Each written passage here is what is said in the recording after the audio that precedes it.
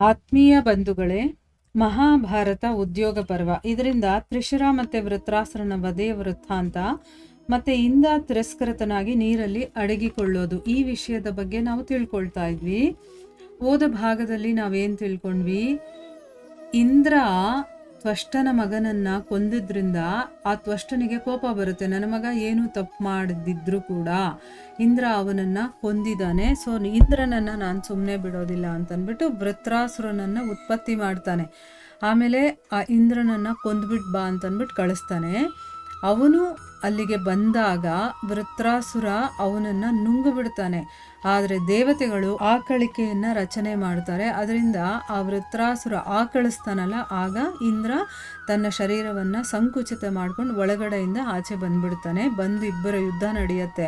ಆದರೆ ವೃತ್ರಾಸುರ ತುಂಬಾನೇ ಶಕ್ತಿಶಾಲಿಯಾಗಿರ್ತಾನೆ. ಇವನ ತೇಜಸ್ಸು ಎಲ್ಲ ಅವನಿಗೆ ಬಂದ್ಬಿಟ್ಟಿರುತ್ತಲ್ಲ, ಅದಕ್ಕೆ ಇವಾಗ ಇವನನ್ನ ಎದುರಿಸುವಂಥ ಶಕ್ತಿ ನನ್ನಲ್ಲಿಲ್ಲ ಅಂತಂದ್ಬಿಟ್ಟು ಅವನೇನು ಮಾಡ್ತಾನೆ, ಓಡ್ ಹೋಗ್ಬಿಡ್ತಾನೆ.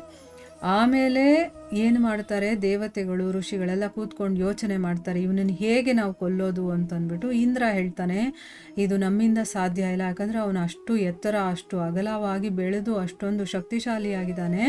ಅವನನ್ನು ನಾಶ ಮಾಡುವಂಥ ಶಸ್ತ್ರ ನನ್ನ ಹತ್ರ ಇಲ್ಲ, ಅದಕ್ಕೆ ನಾವು ವಿಷ್ಣುವಿನ ಮೊರೆ ಹೋಗೋಣ ಅಂತಂದ್ಬಿಟ್ಟು ಕೇಳ್ತಾರೆ. ಅಲ್ಲಿ ಹೋಗಿ ನಾವು ಡಿಸೈಡ್ ಮಾಡೋಣ ಏನು ಮಾಡಬೇಕು ಅಂತಂದ್ಬಿಟ್ಟು ಈಗ ನಿರ್ಧಾರ ಮಾಡಿದ್ದಾರೆ. ಈಗ ಮುಂದುವರೆದು ಏನಾಗುತ್ತೆ ಅಂತ ತಿಳ್ಕೊಳ್ಳೋಣ. ಇಂದ್ರ ಯಾವಾಗ ಈ ರೀತಿ ಹೇಳ್ತಾನೋ ಆಗ ಎಲ್ಲ ದೇವತೆಗಳು ಮತ್ತು ಋಷಿಗಳು ಶರಣಾಗತ ವತ್ಸಲನಾದಂತಹ ಭಗವಂತ ಶ್ರೀಕೃಷ್ಣನ ವಿಷ್ಣುವಿನ ಶರಣಾಗತಿಗೆ ಹೋಗ್ತಾರೆ. ಮತ್ತು ಅಲ್ಲಿ ಹೋಗ್ಬಿಟ್ಟು ಹೇಳ್ತಾರೆ, ಪೂರ್ವಕಾಲದಲ್ಲಿ ನೀವು ನಿಮ್ಮ 3 ಹೆಜ್ಜೆಗಳಿಂದ 3 ಲೋಕಗಳನ್ನು ಕೂಡ ಅಳೆದು ಬಿಟ್ಟಿದ್ರಿ. ನೀವು ಸಮಸ್ತ ದೇಶಗಳ ಸ್ವಾಮಿಯಾಗಿದ್ದೀರಾ. ಅಂದರೆ ಈ ಇಡೀ ಜಗತ್ತು ನಿಮ್ಮಿಂದ ವ್ಯಾಪ್ತವಾಗಿದೆ. ನೀವು ದೇವೇಶ್ವರರಾಗಿದ್ದೀರಾ. ಎಲ್ಲ ಲೋಕಗಳು ಕೂಡ ನಿಮಗೆ ನಮಸ್ಕಾರ ಮಾಡುತ್ತೆ.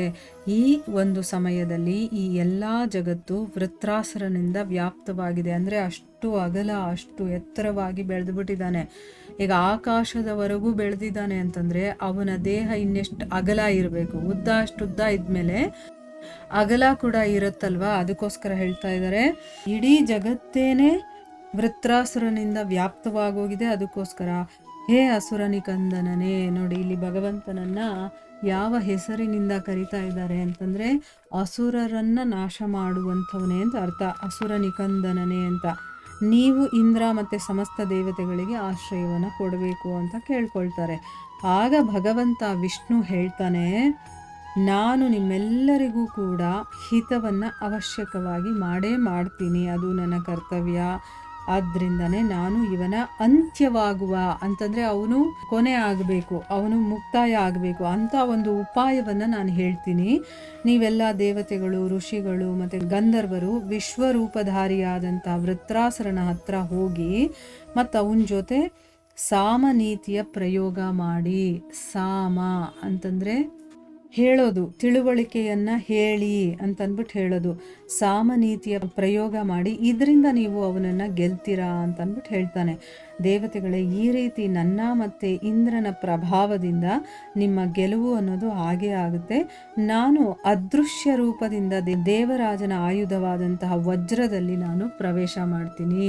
ಅಂದರೆ ಒಳ್ಳೆ ಮಾತಿನಿಂದನೇ ಅವನನ್ನು ಇವಾಗ ನಾವು ಕೊಲ್ಲಬೇಕು. ಅದಕ್ಕೆ ಸಾಮದ ಪ್ರಯೋಗ ಮಾಡಿ ನೀವು ಅವನ ಜೊತೆ ಮಾತಾಡಿ, ನಾನೇನು ಮಾಡ್ತೀನಿ, ಇಂದ್ರನ ವಜ್ರಾಯುಧ ಇದೆಯಲ್ಲ ಅದರ ಒಳಗಡೆ ಸೇರ್ಕೊಂಡು ನಾನು ಅವನನ್ನು ಕೊಲ್ತೀನಿ ಅಂತಂದ್ಬಿಟ್ಟು ಹೇಳ್ತಾರೆ. ಭಗವಂತ ವಿಷ್ಣು ಈ ರೀತಿ ಹೇಳಿದ ಮೇಲೆ ದೇವತೆಗಳೆಲ್ಲರೂ ಮತ್ತು ಋಷಿಗಳು ಎಲ್ಲರೂ ಕೂಡ ಇಂದ್ರನನ್ನ ಮುಂದಿಟ್ಕೊಂಡು ವೃತ್ರಾಸುರನ ಹತ್ರಕ್ಕೆ ಹೋಗ್ತಾರೆ. ಮತ್ತು ಅವನಿಗೆ ಹೇಳ್ತಾರೆ, ದುರ್ಜಯ ವೀರನೇ, ಅಂದರೆ ಗೆಲ್ಲೋದಕ್ಕಾಗದೇ ಇರುವಂಥ ವೀರನೇ, ಅವನನ್ನು ಹೊಗಳಬೇಕಲ್ಲ ಈಗ. ಅದಕ್ಕೋಸ್ಕರ ಹೇಳ್ತಾರೆ, ಇಡೀ ಜಗತ್ತು ನಿನ್ನ ತೇಜಸ್ಸಿನಿಂದ ವ್ಯಾಪ್ತವಾಗಿದೆ, ಆದರೂ ಕೂಡ ನೀನು ಇಂದ್ರನನ್ನು ಗೆಲ್ಲೋದಕ್ಕೆ ಆಗಲಿಲ್ಲ. ಯಾಕೆ ಅಂತಂದರೆ ನೀವಿಬ್ಬರು ಯುದ್ಧ ಮಾಡ್ತಾ ಬಹಳ ಸಮಯ ಕಳೆದು ಹೋಗಿದೆ. ಇದರಿಂದ ದೇವತೆಗಳು, ಅಸುರರು ಮತ್ತು ಮನುಷ್ಯರು ಈ ರೀತಿ ಎಲ್ಲ ಪ್ರಜೆಗಳಿಗೂ ಕೂಡ ಬಹಳ ಕಷ್ಟ ಆಗ್ತಾ ಇದೆ. ಅದಕ್ಕೋಸ್ಕರ ಈಗ ನೀನು ಸದಾ ಕಾಲಕ್ಕೆ ಇಂದ್ರನ ಜೊತೆ ನೀನು ಮಿತ್ರತ್ವವನ್ನು ಮಾಡ್ಕೋ. ಯಾಕಂದರೆ ನೀನು ಅವನನ್ನು ಗೆಲ್ಲಕ್ಕಾಗಲ್ಲ, ಅವನು ನಿನ್ನನ್ನು ಗೆಲ್ಲಕ್ಕಾಗಲ್ಲ. ಈ ರೀತಿ ಯುದ್ಧ ನಡೀತಾನೇ ಇದೆ. ಎಷ್ಟು ದಿನ ಅಂತ ನೀನು ಅವನಿಗೆ ಕಾಯ್ತಾ ಇರ್ತೀಯ? ಅದಕ್ಕೆ ಈ ಬೇರೆಯವ್ರಿಗೆಲ್ಲ ತೊಂದರೆ ಆಗ್ತಾ ಇದೆ. ಅದಕ್ಕೋಸ್ಕರ ನೀನು ಅವನ ಜೊತೆ ಫ್ರೆಂಡ್ಶಿಪ್ ಮಾಡ್ಕೋ ಅಂತಂದ್ಬಿಟ್ಟು ಹೇಳ್ತಾ ಇದ್ದಾರೆ. ಅವರು ಏನು ಮಾತನ್ನು ಹೇಳ್ತಾ ಇದ್ದಾರೋ ಅದನ್ನು ಕೇಳ್ತಾ ಇದ್ದಾನೆ. ಮಹರ್ಷಿಗಳ ಈ ಮಾತನ್ನು ಕೇಳಿ ಪರಮ ತೇಜಸ್ವಿಯಾದಂತಹ ವೃತ್ರಾಸುರ ಏನು ಹೇಳ್ತಾನೆ, ತಪಸ್ವಿಗಳಾದಂತಹ ನೀವು ಅವಶ್ಯಕವಾಗಿ ನನಗೆ ಮಾನನೀಯರು, ಅಂದರೆ ನಾನು ಗೌರವ ಕೊಡಬೇಕಾಗಿರುವಂಥವ್ರು, ನಿಮಗೆ ನಾನು ಗೌರವ ಕೊಡ್ತೀನಿ. ಆದರೆ ಯಾವ ಮಾತನ್ನು ನಾನು ಹೇಳ್ತೀನೋ ಅದನ್ನು ನೀವು ಪೂರ್ತಿಗೊಳಿಸಿದ್ರೆ ಮಾತ್ರ ಆಗ ನಾನು ನೀವು ಹೇಗೆ ಹೇಳ್ತೀರೋ ಅದನ್ನು ಮಾಡೋದಕ್ಕೆ ತಯಾರಾಗಿದ್ದೀನಿ. ನಂದು ಒಂದು ಮಾತಿದೆ, ಅದನ್ನು ನೀವು ಮಾಡಿದ್ರೆ ನಾನು ಮಾಡ್ತೀನಿ ಅಂತ ಹೇಳ್ತಾರೆ.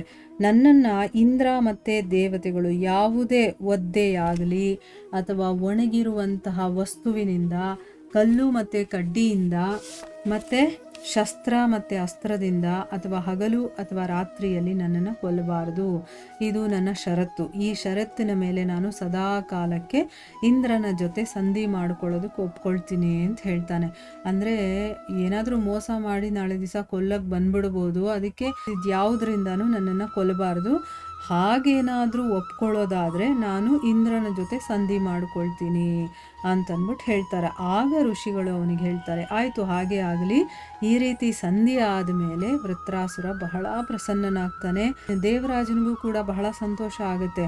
ಆದರೆ ಅವನು ಮಾತ್ರ ವೃತ್ರಾಸುರನನ್ನು ಕೊಲ್ಲೋದಕ್ಕೊಂದು ಅವಕಾಶವನ್ನು ಯಾವಾಗಲೂ ಹುಡುಕ್ತಾನೇ ಇದ್ದ. ಹೇಗಾದರೂ ಮಾಡಿ ಅವನನ್ನು ನಾಶ ಮಾಡಬೇಕು, ಕೊಂದು ಬಿಡಬೇಕು. ಯಾಕೆ ಅಂತಂದರೆ ಒಂದಲ್ಲ ಒಂದು ದಿವಸ ರಾಕ್ಷಸನಿಂದ ಕಷ್ಟ ತೊಂದರೆ ಅನ್ನೋದು ತಪ್ಪಿದ್ದಲ್ಲ ಅಲ್ವಾ? ಅದಕ್ಕೋಸ್ಕರ ಅವನನ್ನು ನಾಶ ಮಾಡಲೇಬೇಕು ಅಂತ ಅವನು ಯಾವುದಾದ್ರೂ ಒಂದು ಅವಕಾಶ ಸಿಗುತ್ತಾ ಅಂತ ಹುಡುಕ್ತಾ ಇರ್ತಾ ಇದ್ದ. ಇದರ ಮುಂದುವರಿದ ಭಾಗ ಇನ್ನೂ ಇದೆ, ಅದನ್ನು ನಾವು ಮುಂದಿನ ಭಾಗದಲ್ಲಿ ತಿಳ್ಕೊಳ್ಳೋಣ. ಹರೇ ಕೃಷ್ಣ.